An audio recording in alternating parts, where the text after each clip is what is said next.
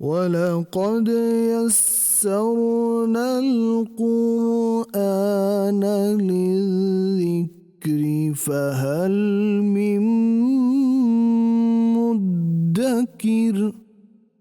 نحمده ونصلي على رسوله الكريم، اما بعد فاعوذ باللہ من الشیطان الرجیم، بسم اللہ الرحمن الرحیم، رب اشرح لی صدری ویسر لی امری واحلل عقدۃ من لسانی یفقهوا قولی۔ یا ایھا الناس اعبدوا ربکم الذی خلقکم والذین من قبلکم لعلکم تتقون، الذي جعل لكم الأرض فراشا والسماء بناء وأنزل من السماء ماء فأخرج به من الثمرات رزقا لكم فلا تجعلوا لله أندادا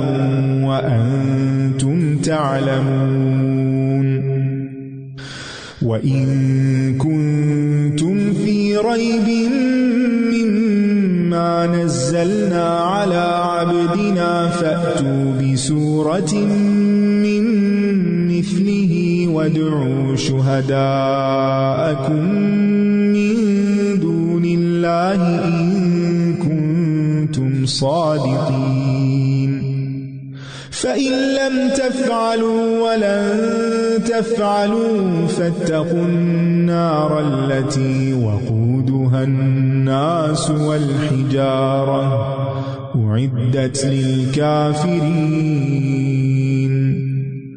وَبَشِّرِ الَّذِينَ آمَنُوا وَعَمِلُوا الصَّالِحَاتِ أَنَّ لَهُمْ جَنَّاتٍ تَجْرِي مِن تحتها الأنهار كلما رزقوا منها من ثمرة رزقا قالوا هذا الذي رزقنا من قبل وأتوا به متشابها ولهم فيها أزواج مطهرة وهم فيها خالدون، إن الله لا يستحيي أن يضرب مثلا ما بعوضة فما فوقها، فأما الذين آمنوا فيعلمون أنه الحق من ربهم، وأما الذين كفروا فيقولون ماذا أراد الله بهذا مثلا يضل به كثيرا ويهدي به كثيرا وما يضل به إلا الفاسقين، الذين ينقضون عهد الله من بعد ميثاقه ويقطعون ما أمر الله به أن يوصل ويفسدون في الأرض، أولئك هم الخاسرون، كيف تكفرون بالله وكنتم أمواتا فأحياكم ثم يميتكم ثم يحييكم ثم إليه ترجعون، هو الذي خلق لكم ما في الأرض جميعا ثم استوى إلى السماء فسواهن 7 سماوات وهو بكل شيء عليم۔ اے لوگو، اپنے رب کی عبادت کرو۔ کیوں؟ کون ہے رب؟ وہ جس نے تمہیں پیدا کیا اور ان لوگوں کو بھی جو تم سے پہلے تھے، یعنی آج تک دنیا میں جتنے بھی انسان آئے سب کا خالق وہی ہے، لہٰذا وہی عبادت کے لائق ہے۔ عبادت کس لیے کرو؟ تاکہ تم بچ جاؤ۔ کس چیز سے بچ جاؤ؟ برے انجام سے بچ جاؤ۔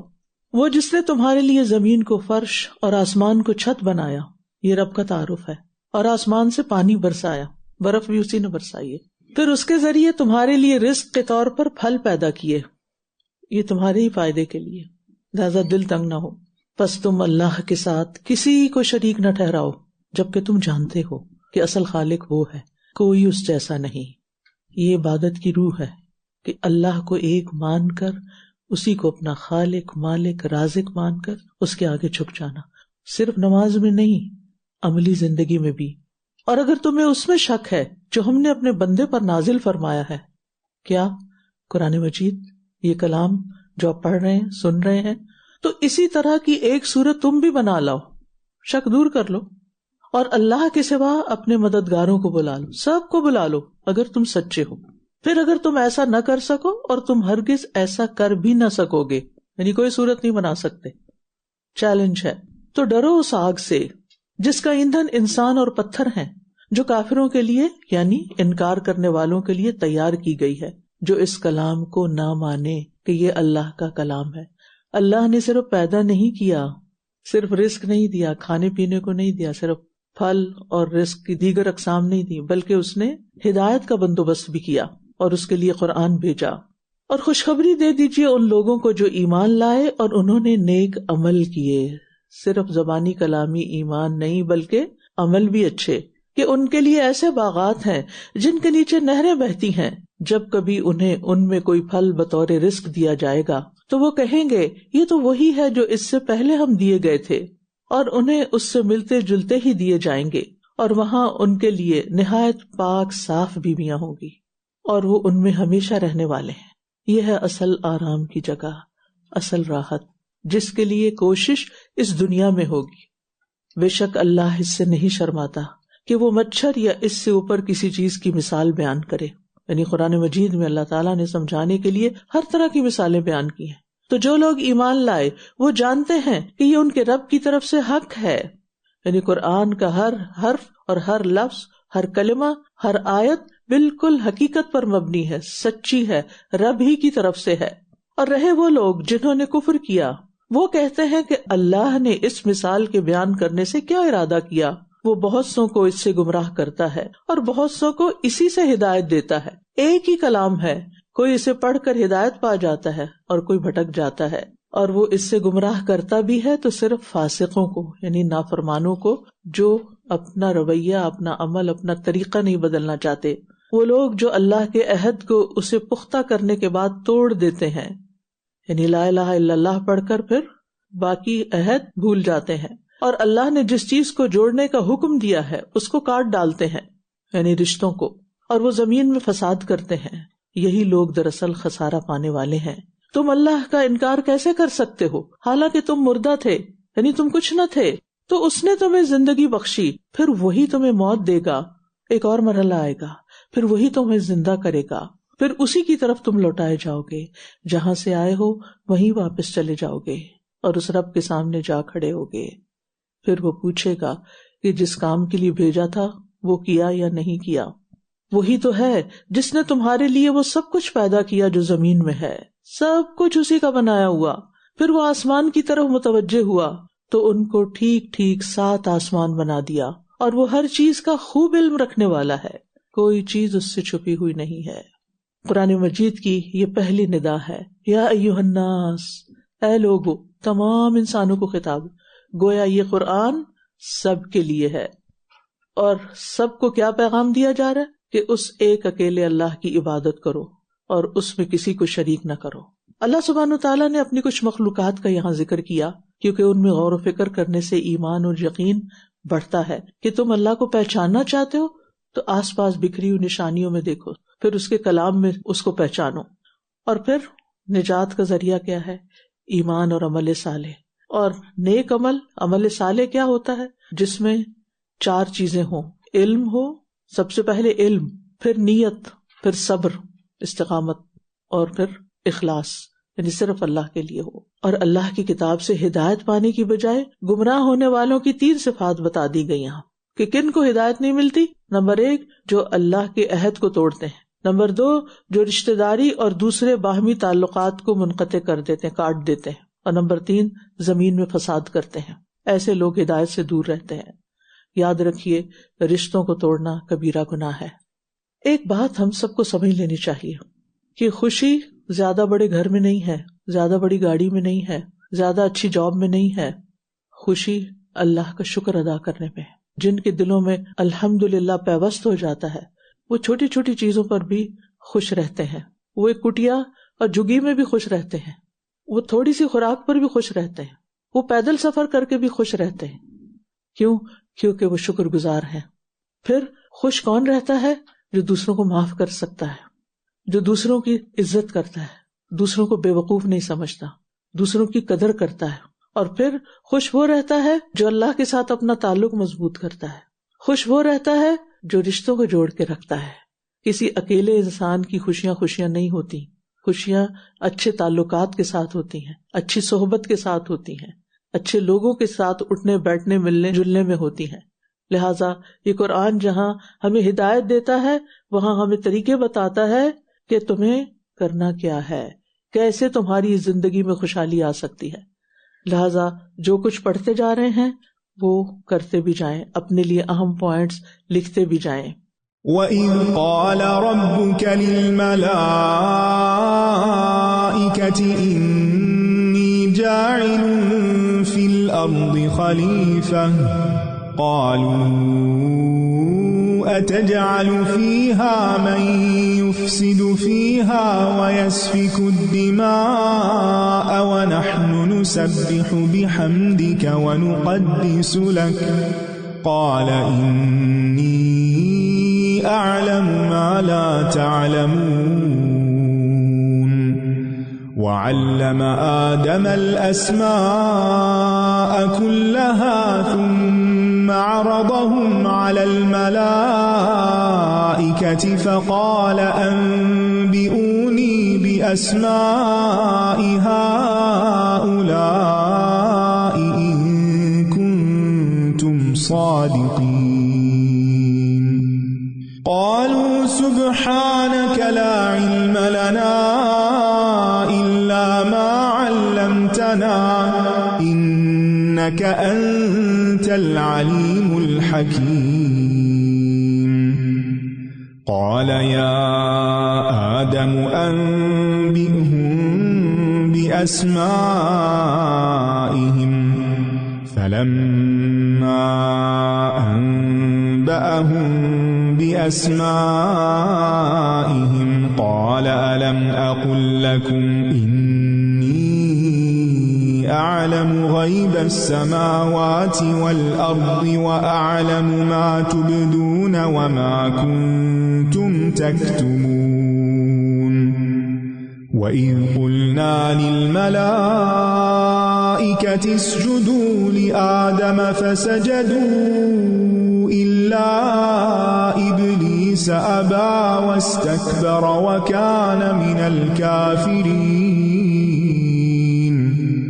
وقلنا يا آدم اسكن أنت وزوجك الجنة وكلا منها رغدا حيث شئتما ولا تقربا هذه الشجرة فتكونا من الظالمين فأزلهما الشيطان عنها فأخرجهما مما كانا فيه وقلنا اهبطوا بعضكم لبعض عدو ولكم في الأرض مستقر ومتاع إلى حين فتلقى آدم من ربه كلمات فتاب عليه إنه هو التواب الرحيم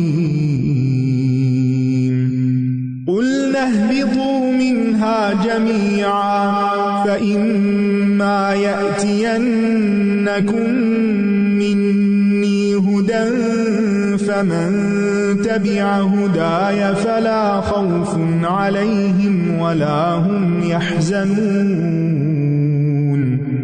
والذین کفروا وکذبوا بآیاتنا اولئک اصحاب النار هم فیہا خالدون۔ اور جب آپ کے رب نے فرشتوں سے فرمایا کہ میں زمین میں ایک خلیفہ بنانے والا ہوں، انہوں نے کہا کیا آپ اس میں ایسے کو خلیفہ بنائیں گے جو اس میں فساد کرے گا اور خون بہائے گا؟ اور ہم آپ کی حمد کے ساتھ تسبیح کرتے ہیں اور آپ کی پاکیزگی بیان کرتے ہیں۔ فرمایا بے شک میں جانتا ہوں جو تم نہیں جانتے، یعنی انسان کو پیدا کرنے کا اصل مقصد کیا ہے۔ اور اس نے آدم کو سب کے سب نام سکھا دیے، پھر انہیں فرشتوں کے سامنے پیش کیا اور فرمایا اگر تم سچے ہو تو مجھے ان سب کے نام بتاؤ۔ انہوں نے عرض کیا آپ پاک ہیں، ہم کچھ نہیں جانتے سوائے اس کے جو آپ نے ہمیں سکھا دیا۔ فرشتوں کا ادب دیکھیے، بے شک آپ تو بہت علم رکھنے والے خوب حکمت والے ہیں۔ فرمایا اے آدم انہیں ان کے نام بتاؤ۔ پھر جب اس نے انہیں ان کے نام بتا دیے تو فرمایا کیا میں نے تمہیں کہا نہ تھا کہ بے شک میں آسمانوں اور زمین کے غیب جانتا ہوں، اور میں جانتا ہوں جو کچھ تم ظاہر کرتے ہو اور جو تم چھپاتے ہو۔ اور جب ہم نے فرشتوں سے کہا کہ آدم کو سجدہ کرو تو ان سب نے سجدہ کیا سوائے ابلیس کے، اس نے انکار کر دیا اور تکبر کیا اور وہ کفر کرنے والوں میں سے ہو گیا۔ اور ہم نے کہا اے آدم تم اور تمہاری بیوی دونوں جنت میں رہو اور اس میں جہاں کہیں سے چاہو بے روک ٹوک کھاؤ، لیکن اس درخت کے قریب نہ جانا ورنہ تم دونوں ظالموں میں سے ہو جاؤ گے۔ آخر کار شیطان نے ان دونوں کو وہاں سے پھسلا دیا اور انہیں اس سے نکلوا دیا جہاں وہ تھے، یعنی جنت سے، اور ہم نے کہا اتر جاؤ، تم ایک دوسرے کے دشمن ہو اور تمہارے لیے ایک مدت تک زمین میں ٹھہرنا اور فائدہ اٹھانا ہے۔ پھر آدم نے اپنے رب سے توبہ کے چند کلمات سیکھ لیے تو اس نے اس پر مہربانی کی، بے شک وہ توبہ قبول کرنے والا نہایت رحم کرنے والا ہے۔ ہم نے کہا تم سب یہاں سے اتر جاؤ، پھر اگر تمہارے پاس میری طرف سے کوئی ہدایت آئے تو جو میری ہدایت کی پیروی کریں گے ان پر نہ کچھ خوف ہوگا اور نہ وہ غمگین ہوں گے، اور وہ لوگ جنہوں نے کفر کیا اور ہماری آیات کو جھٹلا دیا یہ آگ والے ہیں جو ہمیشہ اس میں رہنے والے ہیں۔ کفر کا انجام بڑا بھیانک ہے۔ یہاں زمین پر آدم کی تخلیق کا واقعہ بیان ہو رہا ہے، اور آدم تمام بنی نوع انسان کے ریپریزنٹیٹیو بھی ہیں۔ یہاں اللہ تعالیٰ نے فرمایا انی جاعل فی الارض خلیفہ، یہاں خلیفہ سے اللہ کا خلیفہ مراد لینا درست نہیں، کیونکہ نہ تو اللہ تعالیٰ پر موت آئے گی اور نہ ہی وہ کہیں غائب ہوگا، اور نہ وہ اپنے کاموں میں کسی کا محتاج ہے کہ کوئی اس کا جانشین بنے، نعوذ باللہ، بلکہ خلیفہ سے مراد وہ لوگ ہیں جو نسلاً بعد نسلاً ایک دوسرے کے جانشین بنیں گے۔ اس طرح خلیفہ سے مراد صرف آدم علیہ السلام نہیں ہے بلکہ پوری نوع انسان ہے، کیونکہ اس کی دلیل کیا ہے کہ زمین میں فساد اور خون بہانا آدم علیہ السلام کا نہیں بلکہ اولاد آدم کا کام تھا۔ ان آیات سے یہ بھی پتہ چل رہا ہے کہ علم عبادت سے افضل ہے، کیونکہ اللہ سبحانہ وتعالیٰ نے سب سے پہلے آدم علیہ السلام کو کیا دیا؟ علم۔ عبادت بھی علم کے بغیر نہیں ہوتی، تو سب سے پہلی چیز جس کا زندگی میں اہتمام کرنا چاہیے اپنے لیے بھی اور اپنے بچوں کے لیے بھی، وہ کیا ہے؟ علم۔ اور عالم کی عابد پر فضیلت ہے۔ رسول اللہ صلی اللہ علیہ وسلم کے سامنے دو آدمیوں کا تذکرہ کیا گیا جن میں سے ایک عابد تھا اور دوسرا عالم تھا، تو آپ نے فرمایا عالم کی فضیلت عابد پر اس طرح ہے جیسے میری تمہارے ادنا ترین آدمی پر۔ اور فضیل بن عیاض کہتے ہیں کہ ایسا عالم جو عمل کرنے والا ہے، علم سکھاتا ہے، وہ آسمانوں کی بادشاہت میں بڑا آدمی پکارا جاتا ہے۔ لہذا ہم سب کو بھی سب سے زیادہ جس چیز کے حاصل کرنے کی خواہش، تمنا اور حرص ہونی چاہیے اپنی زندگی میں، وہ علم ہے۔ اور علم میں بھی جس علم کو پرائرٹی یا ترجیح دینی چاہیے وہ کتاب و سنت کا علم ہے، اور اس سے کبھی بھی دور نہیں ہونا چاہیے، صرف رمضان میں نہیں، صرف خاص مواقع پر نہیں، بلکہ پوری زندگی کے لیے، حتیٰ کہ زندگی کے آخری دن اور آخری لمحے تک۔ یہاں آپ دیکھ رہے ہیں ان آیات میں ایک طرف آدم علیہ السلام کا رویہ ہے کہ اللہ تعالیٰ نے جب کہا کہ ان کو نام بتاؤ تو انہوں نے نام بتا دیے، پھر ابلیس کو حکم دیا گیا کہ تم آدم کو سجدہ کرو، ان کی فضیلت کی بنا پر، اللہ کے حکم کی بنا پر، تو اس نے انکار کر دیا۔ یہ ہمارے لیے بہت بڑا سبق ہے کہ ہماری نجات صرف اللہ کی اطاعت میں ہے۔ ابلیس کا انکار عبرت کا مقام ہے کہ ہم اس کی طرح اللہ کی عبادت، اللہ کی اطاعت سے انکار نہ کریں کہیں پر بھی، نہ دل سے، نہ زبان سے اور نہ عمل سے، ہمیشہ اللہ تعالیٰ کی فرما برداری کرنے والے بندے بنے رہیں۔ اور اس میں آپ دیکھیے کہ انکار کی وجہ کیا تھی، اس کا تکبر، اور پھر آدم علیہ السلام کو ایک امتحان میں ڈالا گیا، ایک درخت کا پھل کھانے سے منع کیا گیا، ٹیسٹ تھا نا کہ بھلا آدم کیا کر، لیکن ابلیس جو دشمن تھا، جو حاسد تھا، وہ وہاں پہنچ گیا اور اس نے آدم اور آدم کی بیوی حوا کو پھسلا لیا، اپنے ڈب پہ لے آیا، اور انہوں نے وہ کیا جس سے اللہ نے روکا تھا، لہٰذا اللہ سبحانہ وتعالیٰ ان سے ناراض ہوئے۔ فرق کیا تھا؟ ابلیس اپنی بات پہ اکڑ گیا، لیکن آدم نے فوراً توبہ کر لی۔ اللہ تعالیٰ نے ان کو وہ کلمات بھی سکھا دی اپنی رحمت سے، جن سے پھر جو دعا مانگی انہوں نے تو ان کی توبہ قبول کر لی گئی۔ اللہ سبحانہ وتعالیٰ تواب الرحیم ہے۔ زندگی میں کبھی بھی کوئی بھول چوک ہو جائے، غلطی ہو جائے، فوراً اس کی طرف پلٹنا چاہیے اور اس کو راضی کر لینا چاہیے، کیونکہ ہماری نجات اس کی رضا میں ہے۔ وہ راضی تو سب کچھ ٹھیک، اور اگر وہ ناراض ہے تو دنیا کی ہر دولت حقیر ہے، ہر چیز حقیر۔ اور پھر آپ دیکھیے کہ اللہ تعالیٰ نے واضح پیغام دے دیا ہے ہم سب کے لیے، اس کو ہائی لائٹ کر لیں، اگر تمہارے پاس میری طرف سے کوئی ہدایت آئے تو جو میری ہدایت کی پیروی کریں گے ان پر نہ کچھ خوف ہوگا اور نہ وہ غمگین ہوں گے۔ خوف اور غم سے نجات کا راستہ کتاب ہدایت کی پیروی ہے، اس کتاب کے مطابق زندگی بسر کرنا ہے، اور وہ ہو نہیں سکتی جب تک کہ اس کا علم نہ ہو۔ یا بنی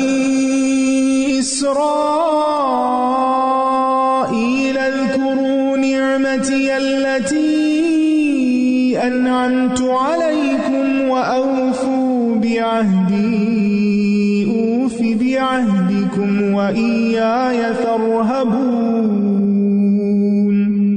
وآمنوا بما انزلت مصدقا لما معكم ولا تكونوا اول كافر به ولا تشتروا بآياتي ثمنا قليلا وإياي فاتقون ولا تلبسوا الحق بالباطل وتكتموا الحق وأنتم تعلمون وأقيموا الصلاة وآتوا الزكاة واركعوا مع الراكعين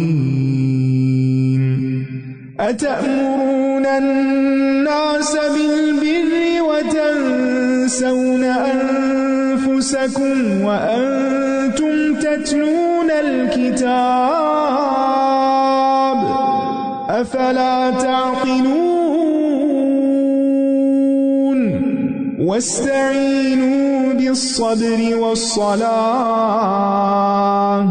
وإنها لكبيرة إلا على الخاشعين الذين يظنون أنهم ملاقو ربهم وأنهم إليه راجعون۔ یہاں سے بنی اسرائیل کو خطاب شروع ہو رہا ہے، جو اللہ سبحانہ وتعالیٰ کی ایک چنی ہوئی قوم تھی، لیکن جب اس چنی ہوئی قوم نے، فضیلت دی ہوئی قوم نے اللہ کی بات نہیں مانی تو پھر ان کا انجام کیا ہوا۔ اے بنی اسرائیل، میری اس نعمت کو یاد کرو جو میں نے تم پر انعام کی، اور تم میرے عہد کو پورا کرو، میں تمہارے عہد کو پورا کروں گا، اور صرف مجھ ہی سے ڈرتے رہو، اور اس کتاب پر ایمان لاؤ جو میں نے نازل کی ہے، وہ اس کی تصدیق کرنے والی ہے جو تمہارے پاس ہے، اور تم سب سے پہلے اس کا انکار کرنے والے نہ بنو، اور تھوڑی سی قیمت کے عوض میری آیات بیچ نہ ڈالو، اور صرف مجھ ہی سے ڈرتے رہو، اور تم حق کو باطل کے ساتھ خلط ملط نہ کرو، اور نہ ہی حق کو چھپاؤ جبکہ تم جانتے ہو، اور نماز قائم کرو اور زکوٰۃ ادا کرو، اور رکوع کرنے والوں کے ساتھ رکوع کرو۔ کیا تم لوگوں کو نیکی کا حکم دیتے ہو اور اپنے آپ کو بھول جاتے ہو؟ حالانکہ تم کتاب پڑھتے ہو، کیا تم عقل سے کام نہیں لیتے؟ اور صبر اور نماز سے مدد لو، اور بے شک وہ بہت بھاری ہے مگر ان لوگوں پر نہیں جو عاجزی اختیار کرنے والے ہیں، وہ جو یقین رکھتے ہیں کہ وہ اپنے رب سے ملاقات کرنے والے ہیں، اور بے شک وہ اسی کی طرف لوٹ کر جانے والے ہیں۔ یہاں بنی اسرائیل کو متعدد ہدایات دی گئی ہیں، اور یہ ہدایات صرف ان کے لیے نہیں بلکہ ہم سب کے لیے بھی ہیں۔ یہاں پر خاص طور پر انہیں جس چیز سے منع کیا جا رہا ہے وہ ہے دنیا کے حقیر فائدوں کی خاطر دین کا سودا نہ کرنا۔ ابن عباس رضی اللہ عنہما کہتے ہیں کہ اس سے مراد دنیا ہے اپنے سارے متاع کے ساتھ اور جو بھی اس کے فائدے ہیں، یعنی دنیا کے فائدے حاصل کرنے کے لیے دین کو چھوڑ نہیں دینا چاہیے، دین کے بدلے دنیا نہیں لینی چاہیے۔ قرآن سیکھنے کا مقصد بھی، دین سیکھنے کا مقصد بھی دنیا کے سامان کا حصول نہیں ہونا چاہیے۔ اور پھر آپ دیکھیے کہ یہاں اس شخص کی مذمت کی جا رہی ہے جو دوسروں کو نیکی کا حکم دے، برائی سے روکے، لیکن خود اس پر عمل نہ کرے۔ أَتَأْمُرُونَ النَّاسَ بِالْبِرِّ وَتَنْسَوْنَ أَنفُسَكُمْ، یعنی اس شخص کی بری حالت کا بیان ہے جو خود تو نیکی کا حکم دے رہا ہے لیکن اپنے آپ کو بھول جاتا ہے، اپنی اس کو فکر نہیں۔ تو اس میں ہمیشہ کوئی بھی بات جو دوسروں کو بتائی جائے اس کا آغاز خود اپنے آپ سے کرنا چاہیے، سب سے پہلے اس پر خود عمل کرنا چاہیے، اور اس کے بعد اپنے گھر والوں کو اس کی تلقین کرنی چاہیے، اور اس کے ساتھ ساتھ پھر تمام انسانیت کی بھلائی کے لیے کوشش کرنی چاہیے۔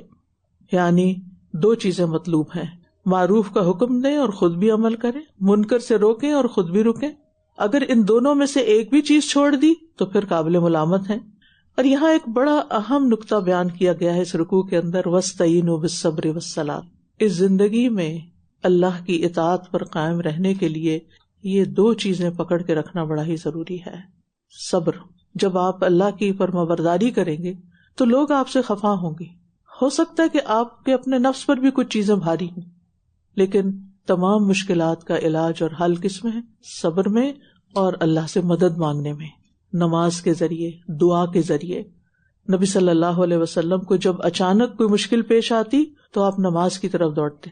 ہم سب کو بھی اپنی طرف توجہ دینی چاہیے۔ کیا یہ عادت ہماری زندگیوں میں ہے کہ اگر کوئی مشکل پیش آئے تو فوراً نفل پڑھنے کے لیے کھڑے ہو جائیں؟ جب ہمیں کوئی مشکل پیش آتی ہے تو ہم سب سے پہلے کیا کرتے ہیں؟ کس کی طرف دیکھتے ہیں؟ لوگوں کی طرف، اور کبھی کسی کو اپنی کہانی سناتے ہیں، کبھی کسی کو سناتے ہیں، کبھی کسی سے مدد مانگتے ہیں، کبھی کسی سے مانگتے ہیں، اور مسئلہ پھر بھی حل نہیں ہوتا۔ لیکن جس کے پاس مسئلے کا حل ہے، جو سارے خزانوں کی کنجیوں کا مالک ہے، اس سے تعلق مضبوط نہیں کرتے، اس کی طرف رغبت نہیں کرتے، اس سے دعا نہیں کرتے۔ لہذا اہم ترین نقطہ یہاں بتا دیا گیا ہے کہ مشکلات میں صبر کے ساتھ ساتھ اللہ سے مدد مانگو۔ وَلَقَدْ يَسَّرْنَا الْقُرْآنَ